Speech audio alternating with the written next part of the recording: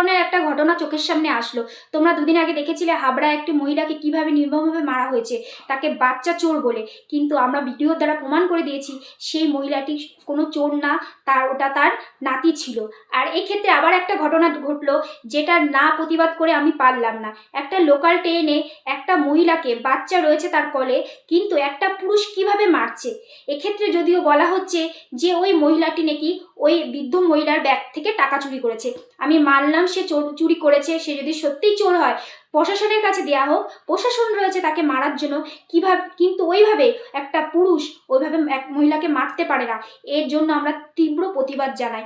সে যদি সত্যি অপরাধী হয়ে থাকে প্রশাসন ব্যবস্থা নেবে, মহিলা আছে, মহিলা কর্মীরা তাকে গায়ে হাত দেবে বা পুলিশ প্রশাসন ব্যবস্থা নেবে। একটা পুরুষ কখনো ওইভাবে তাকে মারতে পারে না, তাও এইভাবে একটা চলন্ত ট্রেনে। যদিও প্রমাণ হয়নি যে মহিলাটাই সত্যিই চুরি করেছে কি না। এক্ষেত্রে যদি চুরি করে সেই চোর যতটা না শাস্তি পাবে, ওই আমার মতে উচিত ওই পুরুষ তার দ্বিগুণ শাস্তি পাক। কারণ এত লোকের সামনে একটা মহিলাকে ওইভাবে সে কখনোই মারতে পারে না। এটা আমার মনে হয়। আপনাদের কি ধারণা আপনারা অবশ্যই কমেন্টে জানাবেন।